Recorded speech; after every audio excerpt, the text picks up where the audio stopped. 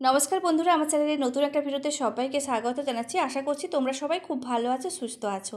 তো useful 11টা kitchen tips আজকে তোমাদের সঙ্গে শেয়ার করব। আশা করছি প্রত্যেকটা টিপস তোমাদের অনেক কাজে লাগবে।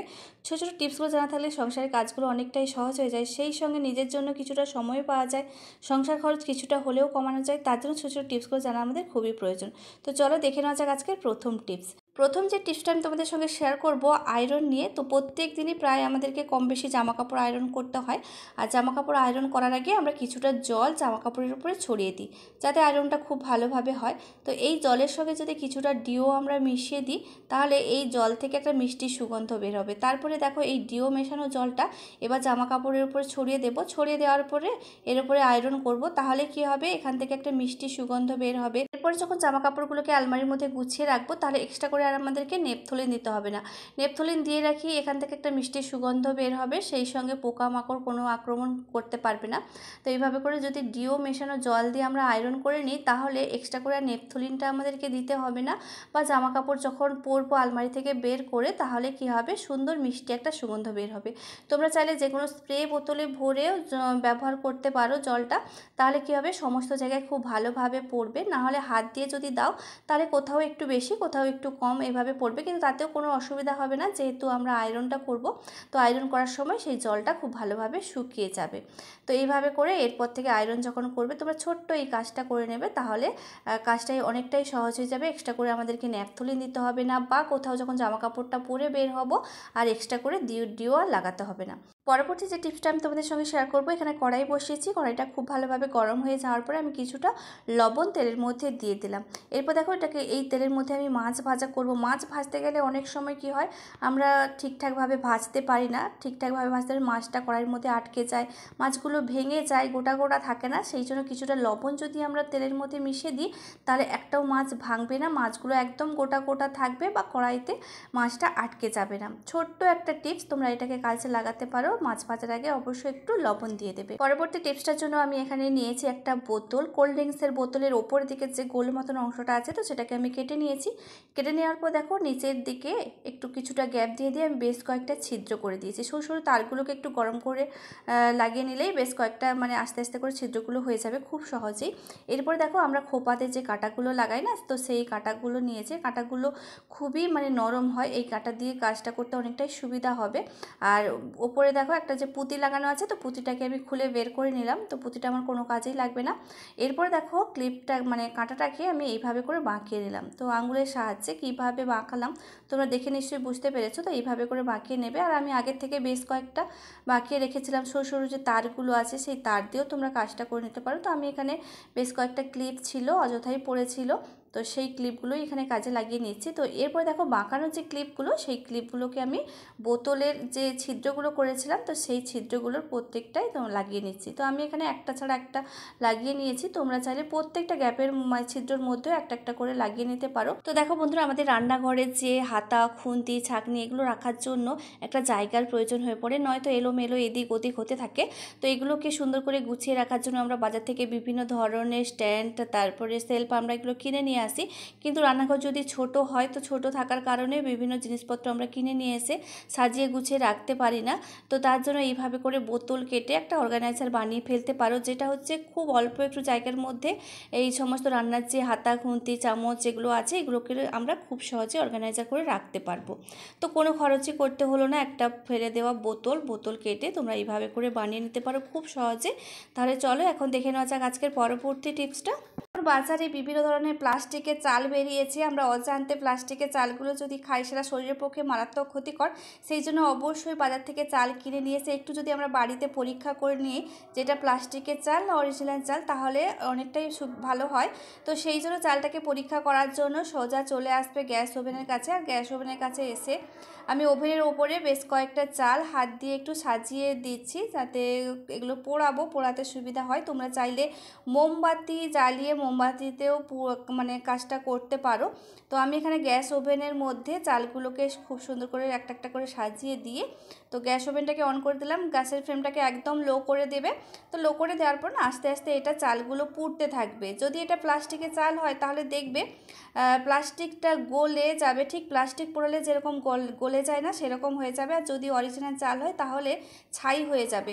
তো হাত দিয়ে একটু এইভাবে করে একটু চেপে চেপে দেখবে, যদি ছাই হয়ে যায় তাহলে চালটা ঠিকঠাক আছে, কোনো ভেজাল মেশানো নেই। আর যদি গলে যায় তাহলে ভাববে যে ওটা প্লাস্টিকের চাল। তো পরের যে টিপসটা তোমাদের সঙ্গে শেয়ার করব, রান্না করার সময় পেঁয়াজের খোসা, রসুনের খোসা, এই খোসাগুলো তো বের হয় আর আমরা এগুলোকে আবর্জনা মনে করে ফেলে দিই। ফেলে না দিয়ে দেখো আমি বেশ কিছুটা পেঁয়াজের খোসা, রসুনের খোসা এখানে নিয়েছি, একসঙ্গে করে অল্প করে আমি জল দিয়ে দিলাম। জলের মধ্যে ভিজিয়ে এটাকে আমি 2 দিনের জন্য রেখেছিলাম। তোমরা চাইলে মোটামুটি 1 রাত্রের জন্য এটাকে ভিজিয়ে রেখে দিতে পারো। তো দেখো 2 দিন পরে আমি তোমাদের সঙ্গে ভিডিওটা শেয়ার করছি। তো 2 দিন রাখার পরে দেখতে পাচ্ছ কালারটা পুরো চেঞ্জ হয়ে গেছে। আর এই যে পেঁয়াজের রসুনের খোসাটাকে জলের মধ্যে দিয়ে রেখেছিলাম, এর যে গুণাগুণটা পুরো জলের সঙ্গে একদম মিশে গেছে। আর এটা খুব সুন্দর একটা ফার্টিলাইজার তৈরি হয়ে গেছে, গাছের জন্য উত্তম একটা খাবার এটা গাছের জন্য। তো আমি একটা ছাঁকনির সাহায্যে ছেঁকে নিলাম, পুরনো যে কোনো ভাঙাচোরা ছাঁকনি দিয়েই কাজটা করে নিতে পারো। তো ছেঁকে দেখো জলটাকে আলাদা করে নিয়েছি আর খোসা যেগুলো সেগুলোকে আলাদা করে নিলাম। গাছ তো আমাদের প্রত্যেকের বাড়িতে রয়েছে, বিশেষ করে ইনডোরে যে প্ল্যান্টগুলো আমরা রেখে থাকি, এই ইনডোর প্ল্যান্টগুলোতে কোনো বাজার থেকে কিনে আনা সার বা বীজ এগুলো প্রয়োগ করা যায় না। বাড়িতে যদি ছোটো ছোটো বাচ্চারা থাকে তো সেক্ষেত্রে অসুবিধা হতে পারে, সেই জন্য সবসময় চেষ্টা করবে বাইরে থেকে বাজার থেকে কোনো সার বা বীজ এর মধ্যে না দেওয়ার জন্য। একদম বাড়িতে তো এইভাবে করে একটা ফার্টিলাইজার যদি বানিয়ে নিতে পারি আর এটা এই গাছেরগুলোর মধ্যে যদি আমি অ্যাপ্লাই করে থাকি, তাহলে গাছগুলো খুব সুন্দরভাবে গ্রো করবে আর বাজার থেকে এক্সট্রা করে কোনো সার বীজ কেনার প্রয়োজন হবে না। তো আমি আমার ইনডোরে যে প্ল্যান্টগুলো আছে তো এইগুলো দিয়েই আমি মানে যত্ন করে থাকি, বাজার থেকে কোনো সার বা কোনো কিছুই কিনি না। তো দেখো অযথা যেগুলো ফেলে দেবো সেগুলো না ফেলে দিয়ে যদি এইভাবে করে ছোটো ছোটো কাজে আমরা ব্যবহার করে নিতে পারি, তাহলে সংসার খরচ কিছুটা হলেও কমানো যায়। তো ইনডোর প্ল্যান্ট নয়, যে কোনো তোমরা বাইরের গাছেও এগুলো প্রয়োগ করতে পারো। তো চলো এখন দেখে নেওয়া যাক আজকের পরবর্তী টিপস।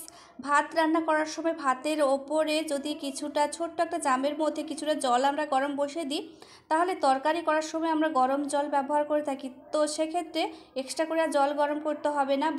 ভাতের জলটা তো ফুটছে ভেতরে, সেই সঙ্গে ওপরে ছোট্ট একটা জামের মধ্যে যদি জল বসিয়ে দিই সেই জলটা গরম হয়ে যাবে। তো একসঙ্গে দুটো কাজ হয়ে যাবে আর জলটা আমাদেরকে এক্সট্রা করে গরম করতে হবে না। তো সেক্ষেত্রে গ্যাস খরচটাও কিছুটা হলেও কমবে। তো এইভাবে করে তোমরা এই টিপসটা অ্যাপ্লাই করে থাকবে, দেখবে গ্যাস খরচ অল্প হলেও কিছু কমানো যাবে। তো দুটো কাজ আমার একসঙ্গে হয়ে গেল, ভাত আর জল গরম। চলে এলাম বন্ধুরা আজকে পরবর্তী টিপসে। বন্ধুরা এখন আমরা জামার ম্যাচিংয়ে, শাড়ির ম্যাচিংয়ে বিভিন্ন ধরনের জুয়েলারি ব্যবহার করে থাকি। আর জুয়েলারি ম্যাচিংয়ে আবার প্রত্যেকটার আলাদা আলাদা ইয়াররিংও হয়। এই ইয়াররিংগুলো আমরা খুলে আলাদা আলাদা বা একসঙ্গে করে রেখে দিই। যখন একসঙ্গে রেখে দিই তখন এগুলোকে খুঁজে বের করতে হয়। যখন আমরা কোথাও বেরোবো তো দেখা যায় একটা খুঁজে পাওয়া গেল তো আরেকটা খুঁজে পাওয়া গেল না, বা একটার সঙ্গে একটা জড়িয়ে গিয়ে জিনিসটা নষ্ট হয়ে যেতে পারে। তো তার জন্য এইভাবে করে তোমরা গ্রেটারের ব্যবহার করতে পারো। অনেকের বাড়িতে এরকম পুরনো গ্রেটার থাকে যেগুলো আর আমরা কোনো কাজে ব্যবহার করি না। তো এরকম পুরনো একটা গ্রেটার নিয়ে, তো গ্রেটারে এই যে ফাঁকাগুলো আছে এর মধ্যে ইয়াররিংগুলো একটা একটা করে রেখে দাও। তো খুব সুন্দরভাবে সাজানো গোছানো থাকবে আর কোনোভাবে এলোমেলোও হবে না, বা আমাদের যখন বেরোবো তাড়াহুড়োর মধ্যে আমাদেরকে খুঁজেও বের করতে হবে না। তো একসঙ্গে সাজানো গোছানো থাকবে। চাইলে আরও অনেক জায়গা রয়েছে, তোমরা আরও যদি থাকে তোমরা গুছিয়ে নিতে পারো। এরপরে দেখো ড্রেসিং আয়নার মধ্যে যদি কোনো জায়গা থাকে সেখানে হ্যাং করে দিতে পারো, বা ড্রেসিং আয়নার পাশে কোনো দেওয়ালে যদি হ্যাং করে দিই তাহলে যখন যেটা প্রয়োজন আমরা এখান থেকে নিয়ে নিতে পারবো, খুব সহজে পড়তেও পারবো। তো অযথা আমাদেরকে এদিক ওদিক খুঁজতে হবে না, সময়টা আমাদের অনেকটাই বাঁচবে। তো চলো দেখে নেওয়া যাক আজকের পরবর্তী টিপস। তো আমাদের প্রত্যেকের রান্নাঘরে ছুরি কাঁচি এগুলো তো আমাদের থাকেই, এগুলো ব্যবহার করে থাকি। ব্যবহার করতে করতে কিছুটা ধার নষ্ট হয়ে যায়। যখন ধার নষ্ট হয়ে যায় আমরা ছুটি দোকানে এগুলোকে ধার করার জন্য, দোকানে গেলে অনেকগুলো টাকা আমাদের খরচ হয়। বাড়িতে দেখো নেটের যে ছাঁকনিগুলো আছে, তো সেই ছাঁকনিতে একটু করে ঘষে নেবে, দেখবে অনেকটাই ধারালো হয়ে যাবে। আবার যে ধারটা নষ্ট হয়ে গেছিলো সেই ধারটা আবার ফিরে আসবে। আমরা বাড়িতে এই রকম করে টুকটাক কাজগুলো করে নিলে সত্যিকারের সংসার খরচ কিছুটা হলেও কমানো যায়। প্রত্যেকটা কাজের জন্য যদি আমরা বাজারে ছুটি দোকানে ছুটি, তাহলে সংসার খরচ অনেকটা বেড়ে যায়। তো এরকম ছোটো ছোটো টিপসগুলো জানা থাকলে সংসার খরচ কিছুটা হলেও কমানো যেতে পারে। তো আশা করছি এই টিপসটাও তোমাদের অনেক কাজে লাগবে। তো দেখো ছুরিটা ধার করে নেওয়ার পরে আমি কাঁচিটাকেও হালকা করে একটু ঘষে নিচ্ছি। তো এইভাবে করে একটু ঘষে নেবে, দেখবে ছুরি কাঁচি এগুলো খুব সহজেই ধার হয়ে যাবে। পরবর্তী যে টিপসটা আমি তোমাদের সঙ্গে শেয়ার করব, ছোট্ট হলেও আশা করছি তোমাদের অনেক কাজে লাগবে, বিশেষ করে যারা নতুন গৃহিণী, ছোটো ছোটো বাচ্চার মা রয়েছে তাদের ক্ষেত্রে তো অবশ্যই এটা কার্যকর হবে। বাড়িতে ছোটো ছোটো বাচ্চারা থাকলে বাচ্চাদের আমরা খাবার তৈরি করে দিই, তরল খাবার কিংবা হচ্ছে দুধ, সেরেলাক্স কিংবা সুজি, এটা ওটা তো বানিয়ে বাচ্চাদেরকে খাওয়াতে হয়। খাওয়াটা তৈরি করার পরে এটা অনেকটাই গরম থাকে, ঠান্ডা হতে অনেকটা সময় লেগে যায় আর বাচ্চারা ততক্ষণে কাঁদতে থাকে। তো এইভাবে করে যদি জলের উপরে খাওয়াটা বসে দিই তাহলে চটপট একদম ঠান্ডা হয়ে যাবে। নর্মালি এমনি ঠান্ডা করতে হয়তো 10-15 মিনিট লেগে যাবে, সেক্ষেত্রে জলের উপরে যদি বসিয়ে দিই মানে 1-1.5 মিনিটে জিনিসটা ঠান্ডা হয়ে যাবে। তো দেখো বন্ধুরা, কাজটা অনেকটা সহজ হয়ে যাবে। বাচ্চারা খাওয়ার জন্য সত্যি কান্নাকাটি করে, তো সেক্ষেত্রে তোমরা তাড়াতাড়ি জিনিসটাকে ঠান্ডা করে নিতে পারবে। যেহেতু এখন গরম পড়েছে প্রচণ্ড আর ফ্রিজটা খুব বেশি পরিমাণে আমাদের ব্যবহার হচ্ছে, ফ্রিজের মধ্যে আমরা প্রায় সমস্ত জিনিসপত্র গুছিয়ে রাখছি। যাবতীয় তরকারি যাপত্র আমরা ফ্রিজের মধ্যে রাখবো না কেন, অবশ্যই করে ঢাকনা দিয়ে রাখবে, তাহলে ইলেকট্রিক বিলটা অনেকটাই কম আসবে। আর ফ্রিজের ডোরটাকে খুব কম খোলার চেষ্টা করবে, যখন খুলবে একসঙ্গে মানে যা যা বের করানো তো একসঙ্গে বের করে নেওয়ার চেষ্টা করবে।